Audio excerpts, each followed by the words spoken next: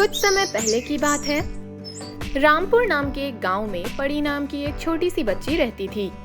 परी जब 4 साल की थी तभी उसकी माँ का देहांत हो गया था। रिश्तेदारों के कहने पर परी के पिता सोमनाथ ने पार्वती नाम की औरत से दूसरी शादी कर ली थी।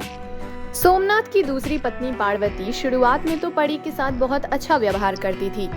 सोमनाथ भी इस बात को देखकर बहुत खुश रहता था कि उसकी बच्ची को एक माँ का साया मिल गया। इसी तरह काफी समय बीत गया और पार्वती ने एक बेटी को जन्म दिया। परी अपनी छोटी बहन को देखकर बहुत खुश होती है। वो उसे प्यार से चीकू बुलाती थी और एक बड़ी बहन की तरह अपनी छोटी बहन का बहुत ख्याल रखती थी। सब कुछ अच्छा चल रहा था कि तभी एक दिन पार्वती की माँ पार्वती के घर आती है। वो दोनों बच्चियों को एक साथ खेलते देख जल भुन जाती है और अपनी बेटी से कहती है, क्या रे पार्वती, तू अपनी इस सौतेली औलाद के साथ मेरी नातिन को खेलने दे रही है? इस लड़की को दूर रखा कर मेरी नातिन से। क्या माँ, तुम भी कैसी बातें कर रही हो? बच्चे तो भगवान का रूप होते हैं, क्या सगा और क्या सौतेला। और परी तो हमारी आंखों का तारा है, तारा। देखो कैसे अपनी छोटी बहन का ख्याल रखती है। हाँ हाँ, मुझे सब दिख रहा है। अभी ध्यान रख रही है पर बाद में उसकी हत्या भी कर सकती है। सौतेले बच्चों पर कभी भरोसा नहीं करना चाहिए, सपोले की तरह होते हैं। अरे माँ, कभी तो शुभ शुभ बोला करो। देख, मैं सही कह रही हूँ। जमीन जायदाद के चक्कर में सगे बच्चे लड़ जाते हैं, ये तो फिर भी सौतेली है। मैं तो कहती हूँ जायदाद का एक हिस्सा भी अपनी सौतेली बेटी को मत देना। ओहो माँ, तुमने भी आते ही कैसी बातें शुरू कर दी। अच्छा ये बताओ, आने में तो कोई तकलीफ नहीं हुई ना? बैठो, मैं तुम्हारे लिए चाय बना कर लाती हूँ। हाँ हाँ, जा जरा कड़क चाय बना कर लाना। अपनी माँ की ये बात सुनने के बाद पार्वती रसोई में चाय बनाने चली जाती है कि तभी उसकी छोटी बेटी चीकू के रोने की आवाज आती है। अपनी बच्ची को रोता हुआ सुन पार्वती दौड़ते हुए आती है। क्या हुआ चीकू? तुरंत पार्वती अपनी बेटी को गोद में उठा लेती है। तभी पार्वती की माँ वहाँ आती है और परी को डांटने लगती है। पार्वती चीकू को अंदर ले जाती है और उसकी चोट पर लेप लगाती है। उधर पार्वती की माँ परी को डांट रही थी। क्यों रे मनहूस, गिरा दिया ना मेरी बच्ची को? मैं तो पार्वती से पहले ही कह रही थी, सौतेला बच्चा तो सौतेला ही होता है। अपने सौतेली नानी की बात सुनकर परी कहती है, नानी, मैंने कुछ नहीं किया, चीकू तो अपने आप गिर गई। अरे चुप कर, मैं तेरी नानी नहीं हूँ और ना ही चीकू तेरी बहन है। तू सौतेली है और हमेशा सौतेली ही रहेगी। खबरदार जो आज के बाद मेरी बच्ची के आसपास भी दिखाई दी तो। परी अपनी सौतेली नानी की बात सुनकर रोने लगती है और घर से बाहर अपने बगीचे में चली जाती है। परी अपने बगीचे में जाकर एक अंगूर के पेड़ के नीचे बैठ जाती है और रोने लगती है। जब परी रो रही थी तभी अचानक से उसको एक आवाज आती है, प्यारी बच्ची, क्या हुआ? तुम रो क्यों रही हो? ये आवाज सुनकर परी इधर उधर देखने लगती है। कौन है? किसकी आवाज है ये? मेरे सामने आओ। तभी अंगूर के पेड़ से एक अंगूर का गुच्छा नीचे गिरता है और उसमें से आवाज आती है, मैं एक जादुई अंगूर हूँ, तुम मुझे अपना दोस्त समझो परी। मैं जानता हूँ तुम दुखी हो, मगर तुम रोया मत करो, मैं अब से हमेशा तुम्हारे साथ रहूंगा। अंगूर की बातें सुन परी रोना बंद कर देती है और अंगूर की तरफ देखने लगती है। क्या सच में आज से तुम मेरे दोस्त हो? हाँ परी, तुम मुझे हमेशा अपने पास रखना और तुम्हें मुझसे जब भी बात करना हो तो मुझे अपने हाथ में रखकर आवाज लगाना।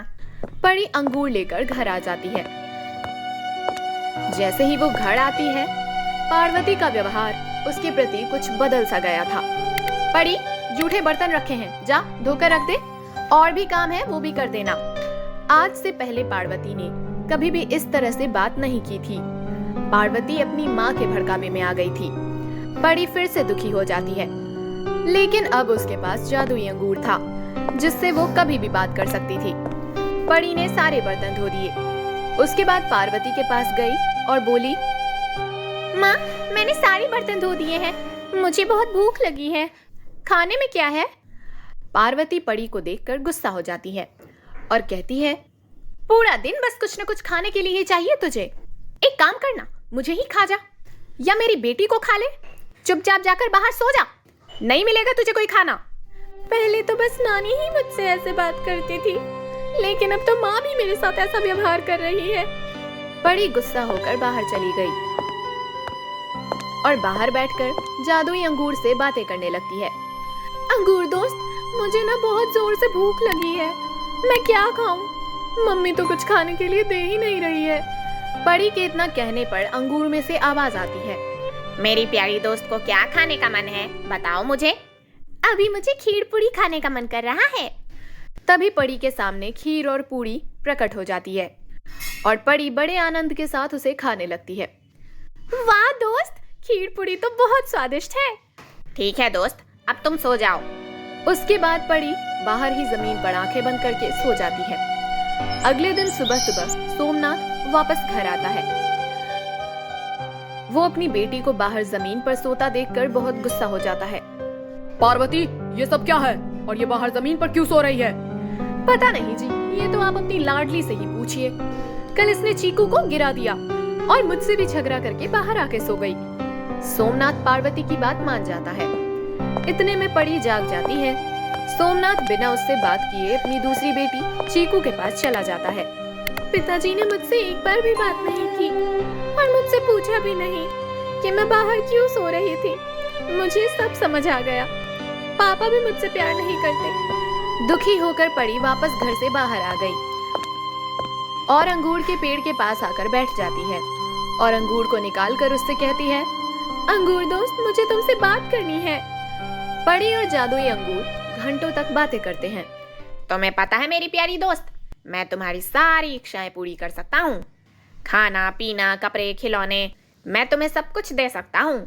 इतना ही नहीं, जरूरत पड़ने पर किसी की जान भी बचा सकता हूँ। लेकिन वो कैसे दोस्त? जब भी किसी की जान खतरे में हो, तुम बस मुझे उसे खिला देना, वो ठीक हो जाएगा।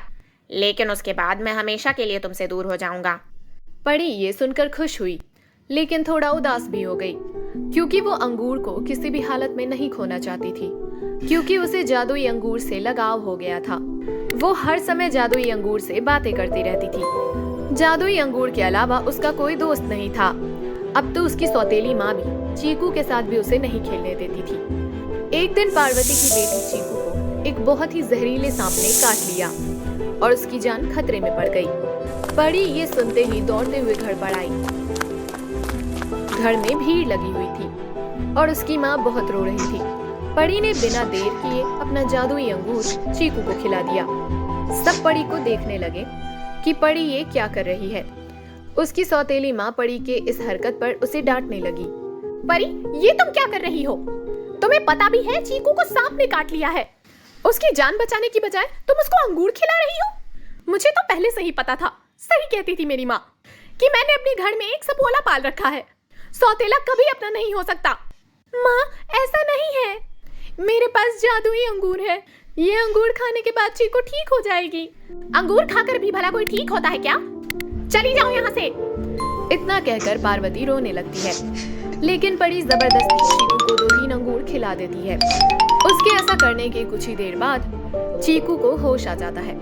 माँ, मुझे पानी पीना है, बहुत प्यास लगी है माँ।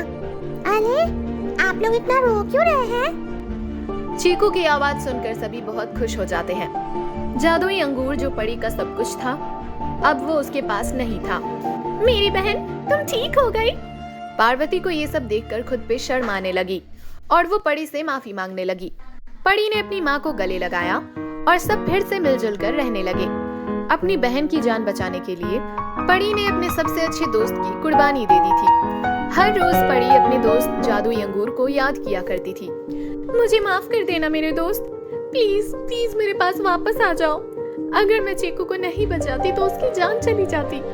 उसी रात जब परी सो रही थी तो उसके सपने में जादुई अंगूर आता है और कहता है, दोस्त, मैं कहीं नहीं गया हूँ, मैं हमेशा तुम्हारे साथ ही रहूंगा। तुम्हें जब भी मेरी याद आए, तुम अंगूर के पेड़ के नीचे आ जाना, मैं तुम्हें वहीं मिल जाऊंगा। इतना कहकर जादुई अंगूर गायब हो जाता है। अगले दिन परी जादुई अंगूर के पेड़ के पास जाकर बैठती है और अपने दिल की सारी बात उसे बताती है। अंत में उसे एक आवाज आती है, अच्छा जी, मेरी गैर हाजिरी में इतना कुछ हो गया। आवाज सुनकर परी बहुत खुश हो जाती है और तभी अंगूर के पेड़ से एक अंगूर का गुच्छा नीचे गिरता है।